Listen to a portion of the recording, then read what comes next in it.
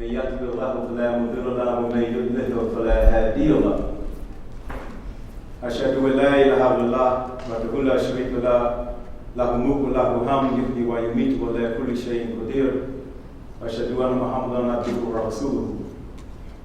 أعوذ بالله من الشيطان الرجيم. بسم الله الرحمن الرحيم. يا أيها الذين آمنوا اتقوا الله حق تقاته ولا تموتن إلا وأنتم مسلمون. I'm a brother, never fathers. Assalamu alaikum. I say that prayer for all of us, and essentially, it is very important for you to recognize what I'm saying as a fellow comrade and somebody that is involved with trying to make society better, just like you are. And if you can embellish that prayer with me without squirming in your seat, then we are past obstacle number one. Welcome to the world of increasing Muslim populations. A population that is targeted very much so by Homeland Security in the United States government today. Yo, me. And maybe somebody in the audience, or maybe somebody that you know. I also open like that so that you can recognize an important point of what's being said in these prayers. So all humble as may sound, it strikes a very nerve chord with the perilous powers. And what I said was, just to bring it real succinct, it's all praise be to Allah. And during the time, it's a history lesson here, of Prophet Muhammad ibn Abdullah, peace and blessings be upon him, it wasn't so much of the fact that he was worshiping Allah, God,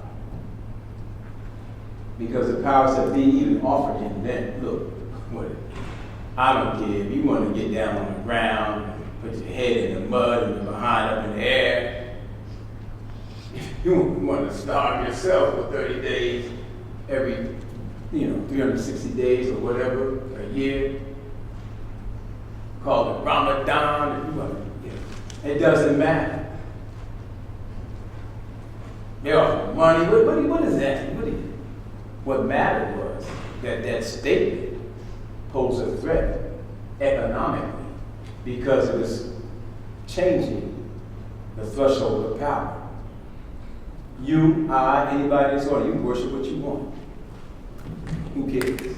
I don't care what you do, prayer, and all that stuff. But it spoke to what powers are fearful of the most. This here. Because when the Prophet Muhammad came, throughout all these idols in what's called the Kaaba, which is where Mecca is today, when you go on pilgrimage, if you are familiar. Well, also during this time, repeatedly throughout the year, pilgrims from all over came to trade. This is money. This is money. And what you said, we can't do this anymore. Now, you could have said anything else. So, if anybody in this room, and your notion, the concept of a movement is about changing, radically changing those who control the power, divesting them, and putting that in the hands of the people, you, I, us, we will be faced with the same vicious vengeance that was meted out to the Prophet, peace and blessings be upon him and his followers. The same vengeance that is meted out today for those who understand. Which segues into my talk today, reform versus revolution. Because that was revolution. I'd like to thank the Law and Disorder Conference organizers, my comrade, brother Adam Carpinelli, who's also a representative of Jericho, my sister Paulette, Mick, who I've met and shared very good conversations with each and every one of you I had the opportunity to talk with, And for those, Jeff, I'd like to thank you very much. And all the conversations that I've heard, the workshops, this whole notion of reform versus revolution has taken some considerable changes. So I wanted to talk about it, how it was then, and how this whole concept and notion is today. So when I said in the workshop that Paulette and I gave earlier, back in the day, I guess back in the day is, however old you are, mine is 30 years. For the youngsters in here, and you just do the math. Back in the day, I want to start off by actually talking about the civil rights movement, just briefly. And the civil rights movement is heralded in this country as or even the powers that be, much as they may lie about how they appreciated it. The civil rights movement reflects the whole notion and concept of reform. We want to reform a system coming from an ancestors of slaves, from the throes of slavery, not too long ago, actually, in the history of nations. Not too long ago. And the whole mental dynamic of becoming a part, tilling the land, blood in the soil. This is our country, too. Slavery, the institution of slavery in this country was very unique. I'm not going to take you that far back. It's not necessary to make the point that I'm going to make. I'm going to attempt to make. But the civil rights movement kind of like coalesced all of that energy, us toiling the land, our country, talking about Africans, the sons and daughters of Africans, black people, people of color. The civil rights movement. We want our civil rights. The right to participate, the right to be protected, the right to cherish, the right to have a peaceful existence, the right to vote, the right to run for office. I just got my civil rights back. I didn't have any civil rights. I just got them back in January.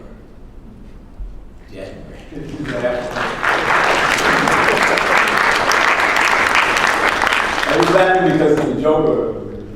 Because you got your civil rights. No, actually, I did 23 years on a 43-year sentence as a member of the Black Liberation Army with these bank expropriations. And I came home. It's one of the fortunate ones that was able to come home after doing that time mostly in Leavenworth and Lewisburg Federal Penitentiary. Which is where I met Paulette and myself. And came home on parole. For those that are acquainted with the law, there was an old law prison, we were given parole back then. I came home on parole, I had to see a parole officer. And, for a violent offense, as I guess they would consider bank robbery to be, I had to wait 5 years with exemplary conduct.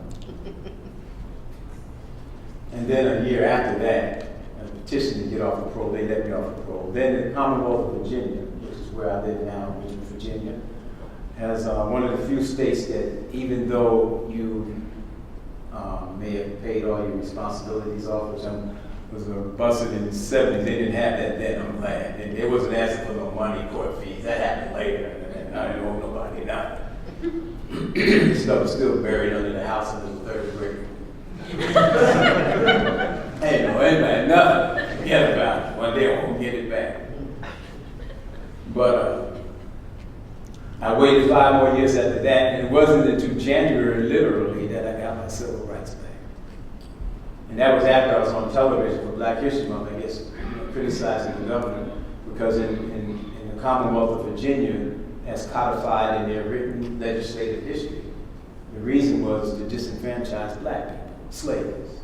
So, my dear friend, if you got caught stealing a chicken or out past sunset or where your papers at, then you go to some bootleg prison or work farm or whatever the case may be, and then you forevermore will not be able to vote.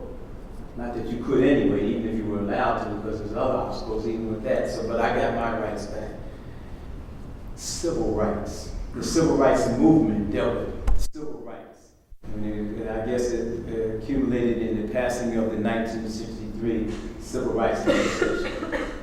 1963, 73, 83, 93, 2003. I guess we're not talking that long ago in the history of this great nation. For women, still the struggle continues. For people of color, the struggle continues to even be recognized. But there is a movement, weak as it may seem today, that was very strong back then. And people sacrificed their lives and gave their lives.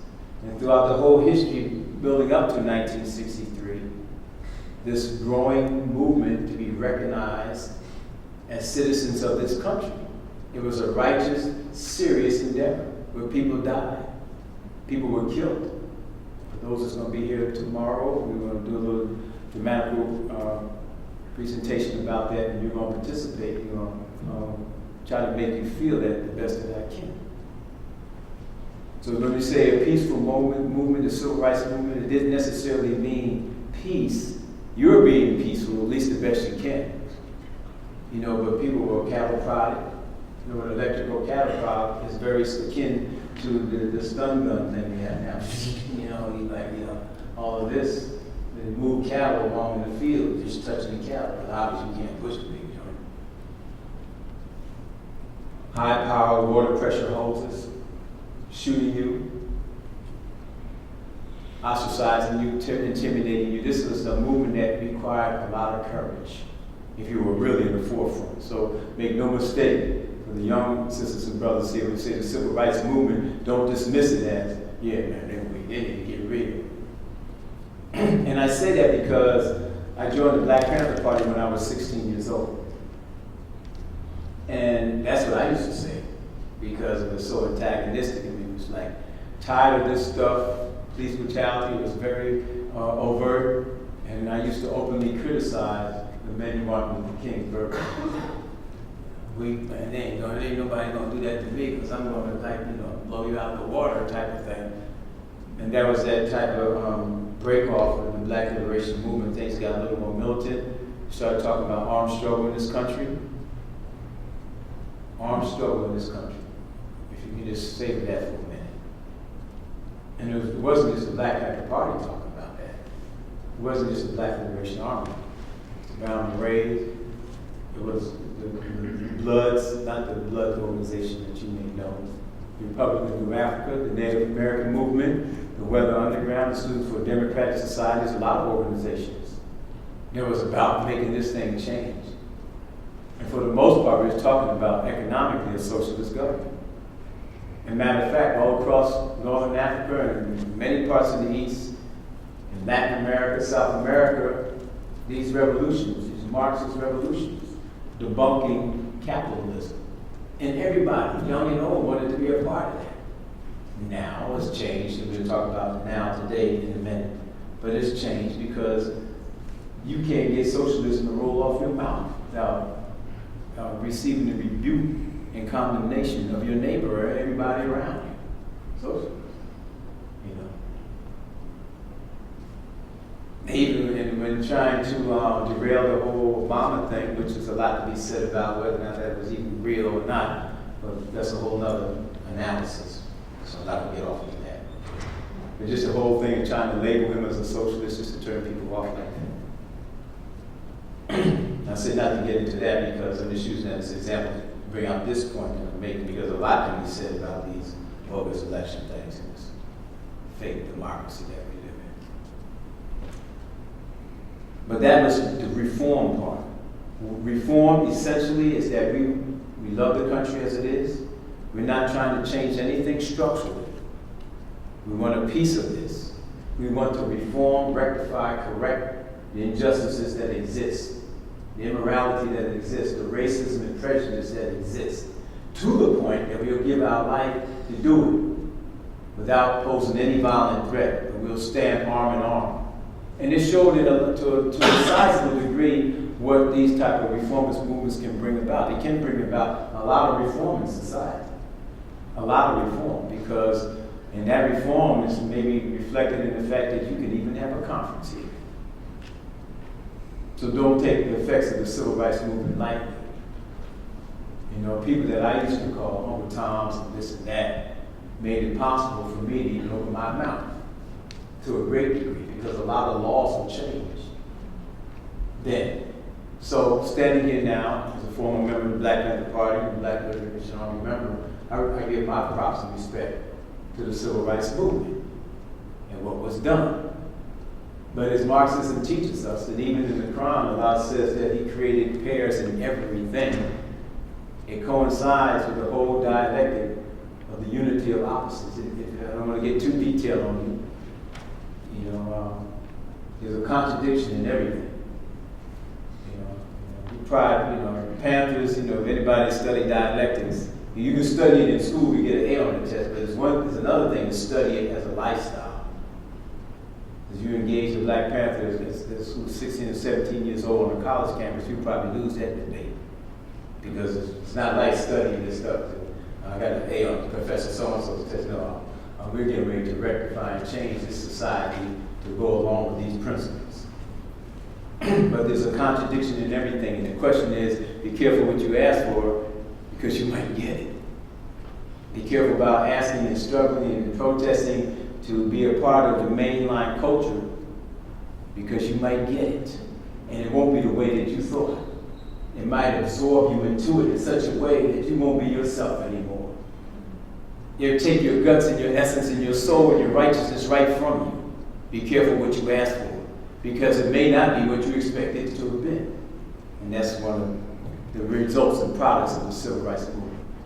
The revolution part was simply that we wanted to destroy capitalism and or establish our own society. Now, it's a very important, this country is called the Jericho.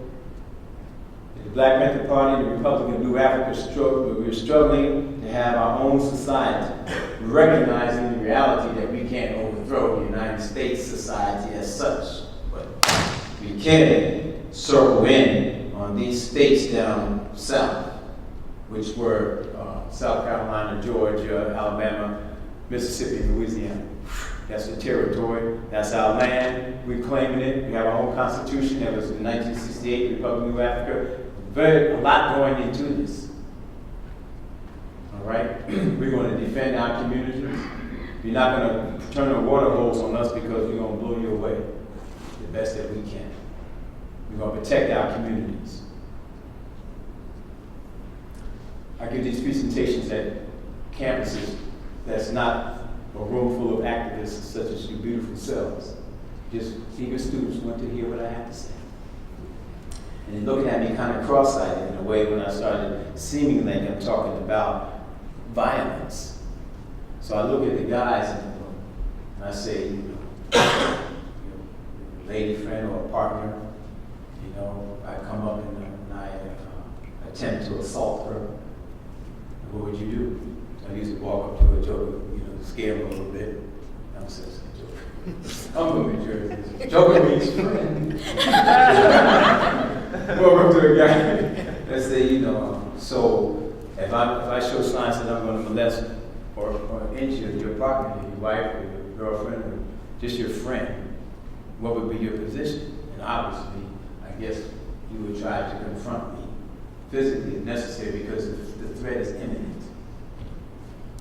And I say to them, if that is not your position, and I'll give you a weight lift or arrest or whatever, if that's not your position, you're a coward. And I can tell you that to your face. You're a coward, man. You're a coward, you're a punk. Punk. That's what you are. Likewise, by analogy, people come into your community and terrorize its inhabitants repeatedly, men, women, and children, and you dare not to do anything, you're a coward and a punk. That's what you are. So you can take my position as a Black Liberation Army member and put it right there, because that's what we do. That's what we did. We defended our community. but let you know right now that you cannot come in our community with that yin-yang nonsense, because we're going to try our best to meet bullet for bullet. And from the professor on down, you got to go with that. What are you going to say? Somebody attempts to molest or rape or pillage your mother, your grandmother, and you do nothing? No, just take it on a broader perspective. This is our community. And what happens is it happens year after year. Whatever's been historic, it's historic. It's been decades. There's a couple of centuries going on with this stuff here. Only deserves a 2 thumbs up. And the pioneers with that deserves a 2 thumbs up. You can only salute us. I even told my parole officer that. By the time that meeting was over, he closed the book and got me a job. He said, what do you know how to do? You're an electrician? Okay, I'll get you a job. Because even with himself sitting in that seat, when confronted with that information, not unless you want to show yourself to be such a measly, worthless piece of scum, you have to say right home, I respect that. When you do that, Mr. Parole Officer, that's where the revolution was.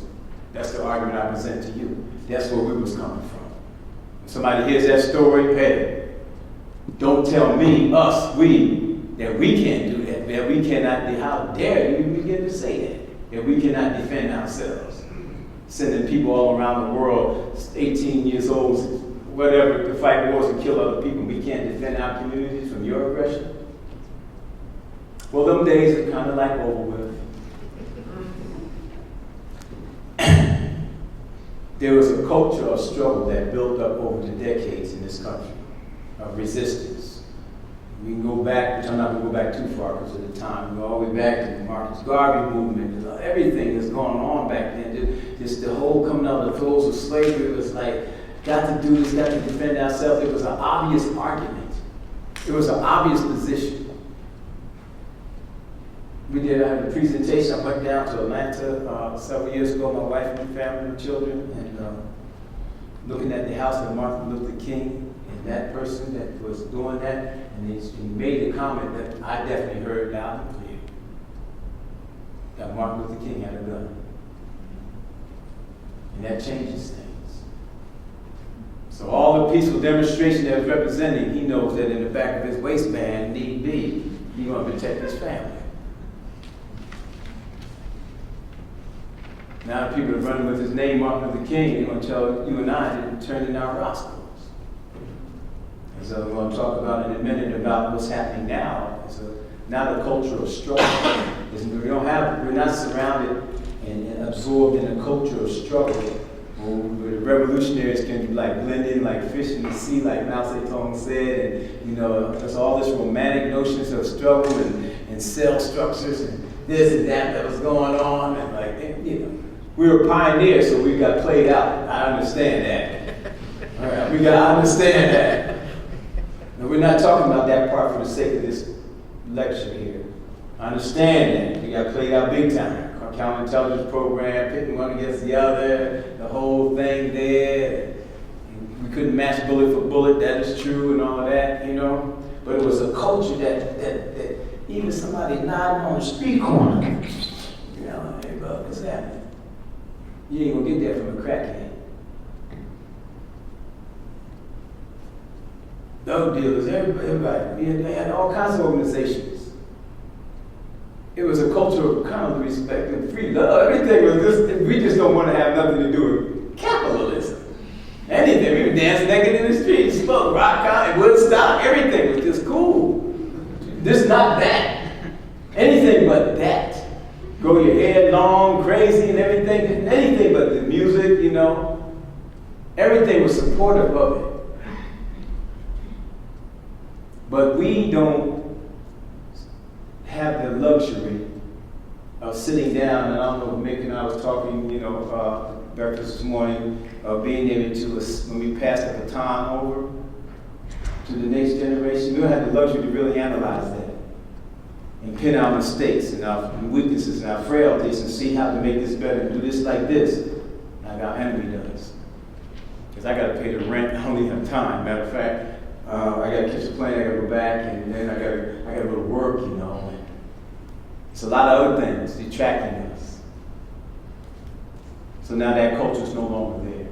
I have a friend in Chicago who used to always say that capitalism dictates behavior. So now the time has been dropped. Because individualism has been accentuated so much and applauded so much that there's no movement. These people have sat down and calculated the demise of this. We got to stop this. It's the media and all the money that goes into the TV programs and movies and money. All them hardcore rappers that started off, if you're going to make a living out of this, you got to start talking about tits and breasts and butts and penises and vaginas in order to make some money. Because if you're talking about struggle, you're not going to make a dime here. And nobody's going to sign you up. And that house party stuff is going to play itself out. And you ask anybody that's 20-some years old or something like that, here's a $100,000 record label thing on your first song. We'll give you that check right now. And then whatever royalties come off of that. If you want CBS Records to sign you up. If you want to be promoted. You want to be heard on the radio. All that KRS-One and Public Enemy stuff, over. Take that stuff out. You even had the president talking about Sister Soldier. Get her out of here. Let's not lock it down. No more culture like that. Capitalism, now everybody's chasing the carrot.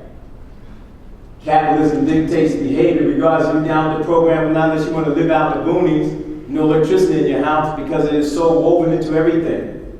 And this was predicted. It was better, well, I can't say better, take that word back. It was blank, you feel it. When George Jackson wrote in his book, not Prison Letters, Blood in My Eye. Blood in My Eye, about the different stages of fascism. That back in the day, when the fascism was the police coming through your community like this, it was clear. Make no mistake. I joined the Panther Party because just coming home with my father. When I was a kid, met my brother, I looked out the car, stopped the car, 357 to his head. No reason why. I peed on myself, I was scared to death. Went to the car, drive off, get out of here. That was it for me. When I got old enough to see brothers, in the community standing with rifles and shotguns, I'm down with that. But now that's not here. We all chasing the carrot. Because everything has been so commercialized and so dependent upon your 40-hour week that you're starved in this type of environment. And all communalism, the things that Huey Newton talked about, all this is gone. His brother once said that if you take a frog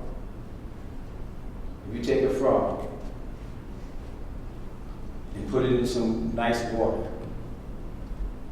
and slowly turn it up, the heat up, slowly. And if you can get the frog out the gut, by just getting out. And that frog will lay there until it boils to death. But if you took that same frog and the water was already boiling, and you put it in, you made it jump straight out. Just like you were. You both jump, you made me jump. You made me jump, there was something wrong. You put that frog in that water, he jumped straight out. And that's what has happened to us. They've individualized our lives so much. Now, it's not happening to everybody at once. Everybody's not losing their house at once. You lost yours, but everybody else didn't. That's your struggle, buddy. She went to jail, but you all didn't. That's your struggle. They got locked up. This happened to them. Just slowly but surely whittling away, beating you down.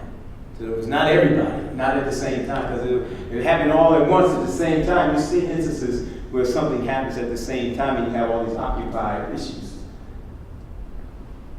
Because it happened all at the same time to everybody at once, people be in the street in masses, and that's a done deal.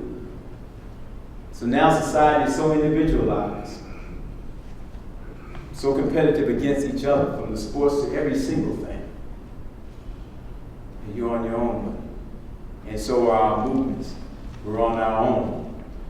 There's no movement like that anymore. Not to say that tomorrow it can't, but that is one major thing that has changed. The individualism, success, got a job, it's just me. You don't feel for your sister and brother. That tradition, that Islamic tradition, is you don't want for your brother and sister, but you want for yourself is not really there anymore. The conditions, the TV and cell phone, really drew the blood in my eye. The gadgets, the contradiction in things. You think you're making progress, because along with that progress comes a step back maybe in our humanity. Without progress. Step back in our humanity, because the one that's producing, manufacturing, says we don't control the means of production. So along with all these gadgets and stuff comes a certain mindset. There's a certain marketing that goes along with that. That breaks down our unity, our social cohesion. And now we're clones. So here's what George Jackson said, for those who have not read Blood in My Eye. He said that fascism in its rudimentary form is the stormtroopers in the streets, the police, and you fight them back and forth. You fight them just like the Palestinians maybe throwing rocks. I got my 9mm, you got your machine guns. I understand that. We're fighting. We're fighting. We see clearly the contradiction. We're fighting for our freedom. It's clear. The advanced form of fascism, where to a great extent the stormtroopers withdraw. They didn't disappear, they withdraw a little bit. Because you know who took their place? You did. You did. You protect.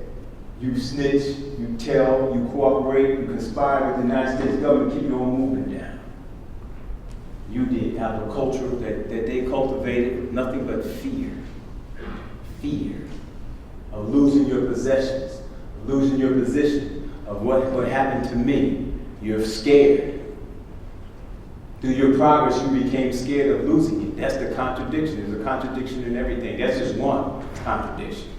Along with your progress, you lost your humanity. Another step in progress, if I want to keep this material wealth that I've gained through capitalism, then I'm going to have to look out for my own ass, not yours. That's progress. And not progress of people in the United States of America, of which I am one, has been built on the backs of oppressing country after country around the world, of causing destruction and mayhem in countries around the world. The invasion of countries around the world, from Latin America to the Far East to Africa. You sit here, we sit here, I sit here, and it happens before your own eyes in front of a 62-inch colored flat screen TV, how they may bomb the hell out of Iraq. And it was never weapons of mass destruction, and you have a yellow thing on your bumper sticker saying support our ignorant troops that have been deceived to go over there to kill other people. And you feel, not you, I'm not talking about us. Anybody out there that's not in this room. And you see how the story goes. Never mind that we're over there for what? To protect Israel, for the oil. You're even scared to say. Because to say, and say it incorrectly, you'll be put on some list. You can't even Google some of the information because you'll be put on some list. It's fear. And I don't want to be. I can't be. I'm not. And we have scholar after scholar who claims to represent us come with these scholarly presentations why these cowardly positions is the right position, until we all become a nation full of cowards, subject to calling 911 on each and every one of us when we see ourselves becoming too involved, getting arrested and telling on each other 30 minutes in the police station. Your whole history is on. Sorry, when I was with my grandmother, right? And you know what? I didn't even know that about you. Not only did you say that you did it and told on everybody, you gave your whole history. So when I was 9, you know, what's going on? Because it's not really there. The principle's not really there. So today, reform versus revolution was kind of clear back then. The militants wanted to try to get their own independence, self-determination. The reform wanted just a piece of this and make it work. Both the movements played out. Today, I guess there's no revolution at all, because the revolution translates into just mayhem and madness. You know, one thing that, out of all the things that the Panther Party might have done, one thing that the media tries its best to downplay, but you know for yourself is true, is our survival programs. Feeding the people in the community, and clothing the people in the community, educating the people in the community, running the drugs out. Oh yeah, running the drugs out. That's why one of it wasn't just death to the pigs, it was also death to the pusher. You couldn't even get that out your mouth now, one of them youngsters with baggy pants blowing your brains out. You will whisper that. We confronted that. You tell one of them youngsters that death to the pusher out there. Go out there to wherever it is in this city. Go anywhere. Tell one of them jokers on the corner that's out there slinging. Tell them to get off the corner. I did. You tell them to get off the corner. Tell them this is our neighborhood, we don't want that poison in our streets. They have to get out of here. They ain't calling out. You get out there and do it. You build a new society. You want to you build a new society. Let me see you say it. Building a new society. There you go, sister. There you go. Because we were talking about that. The self-defense and all of that, the media wanted to accentuate that. We were just defending ourselves. But what was really happening is we're really building. We're building stuff. This is what we're doing. And we're building stuff. You see stuff happening today, you don't know what they're building. You don't even know what their position is. You want to know what's the CIA, FBI that really did it. Don't even know what the heck is going on. I don't even know, who knows what Al-Qaeda is? I'm a Muslim. I've been a Muslim since 1976. I don't even have a clue what that is. I don't have a clue what that is. Who it is. Don't have a clue. And I'm very involved in the Muslim community. Very outspoken. Don't have a clue, man, what this FBI, CIA fabricated bull crap is. You understand what I'm saying? Have you hate? They were so scared that he couldn't even bury the Muslim body for the Boston bombing. They didn't have that position with the guy, the joker that killed all the kids in Sandy Hook. You didn't even think to ask was he a Christian or not. And you got the Muslim community so scared that they won't even bury their own as a religious obligation. You go to fight people in other wars in other countries, and when you capture their bodies, you bury them. A culture of fear, you're scared to death. And that's how it is. Jenny, wherever she is, or her brother, Jenny. Hey, Jenny. Jenny gave I wasn't able to get in all the workshops. But Jenny gave a workshop dealing with training for entrapment. This is the age that we're in. It's not a culture of movement to bring about change necessarily anymore, even though we may be. What it is that we're in organizations that want to bring about change. And those organizations stick out like sore thumbs because it's absent the culture. So when you leave out of here, everybody's looking at you. Who y'all at? Y'all doing? They over there doing that thing. Instead of somebody going out into the street after your meeting, what's happening? Hey, yeah, I'm outside, I couldn't be there. Yeah, what y'all, okay, keep on. That's not there. It's just you getting on the bus and being followed. You know, and then when we leave and go our own ways, many of us go to places that are totally absent of anything that we talk about. Talk about it at the kitchen table or something like that. So today, then, reform versus revolution was a clear concept. Both of them had movements. We're talking in the other workshop, I guess, about whether or not reform is a part of revolution and all of that, but I'm not speaking in that context right now. I'm just drawing the difference right here. Today, it's almost hard to say what we have. We definitely have skittish reform. You're not even trying to, what are you trying to, it's not even reform. Because most of those reformist organizations, they're scared to even address the things that reform is things. Okay, well, let's reform the Patriot Act. And we can't do that. Well, let's reform the Anti-Terrorism and Effective Death Penalty Act. Why can't we go that neither? Well, let's talk about reforming what the Homeland Security can do. I can't talk about that neither. Well, let's reform about massive incarceration. Well, I can't talk about that neither because, let's talk about reforming the Prison Sentencing Reform Act. I can't do that neither. Well, what the hell do you want to reform? You don't even want to keep you scared to reform anything. Not us. That's why I raised my voice. So, you hear me?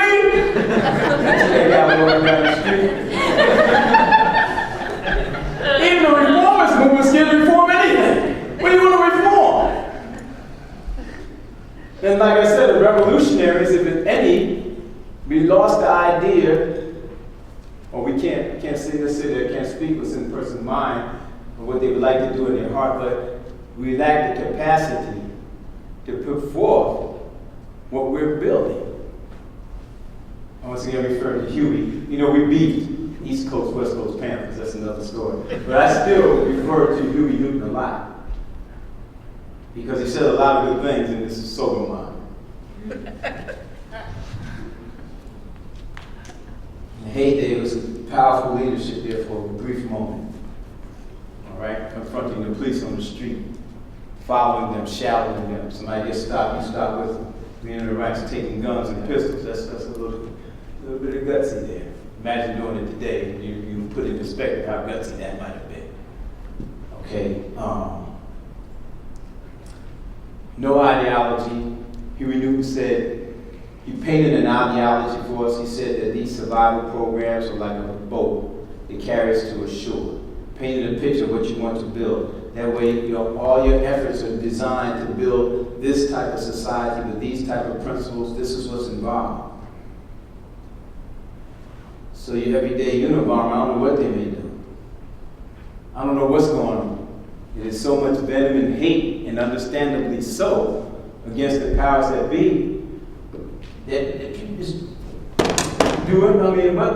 Like, and as Malcolm even said one time in one of those speeches I was talking, if a snake come in my house and bite my daughter, then I'm running out looking for it. Any snake will do. Any snake will do. It may not be the same snake that bit her. Any snake will do. And that's what's happening to any snake. It's like anything. But the any snake translates now into children, women, and non-military combatant targets. I don't know what the hell. Got me almost ready to walk down the street. The fear was just bull crap happening. And that's not revolution. Don't let nobody say you on that neither. That's just us.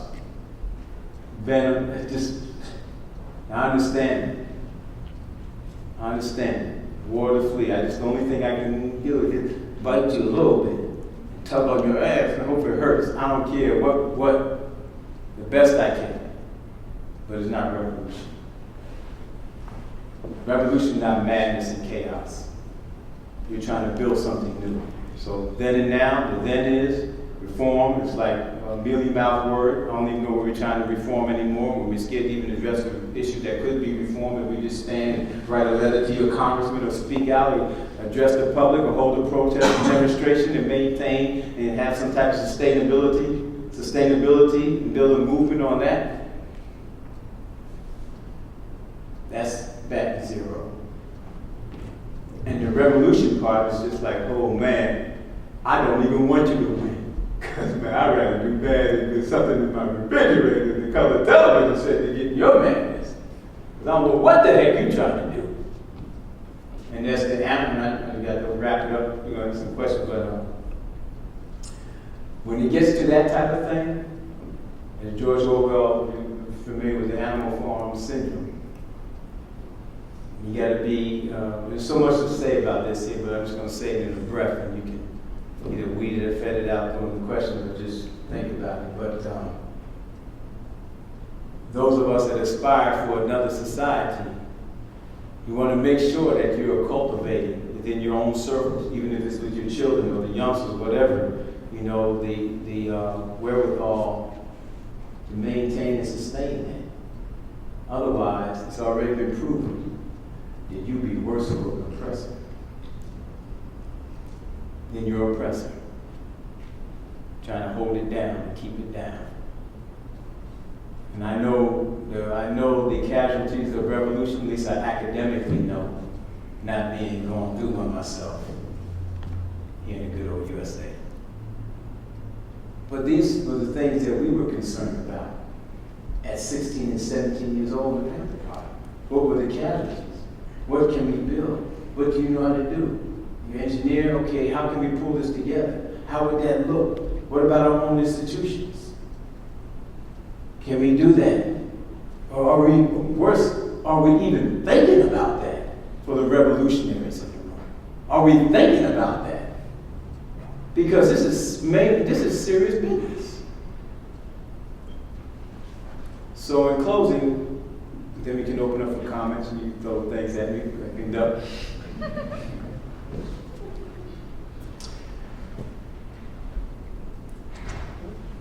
If you agree with just a little bit of what my perspective, and I'm only giving like a 45-minute presentation. Obviously, this is conversations that warrant a lot of talk. A lot of things I'm saying is a lot of generalized things. Obviously, I'm just giving a presentation. I'm going to sit down and be cut up because it is the discussion that carries on for lifetimes. It's discussions that carry on for lifetimes.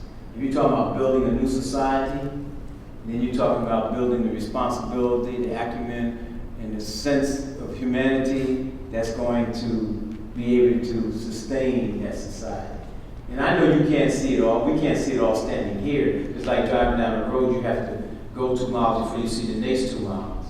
And then you go, oh, there you go.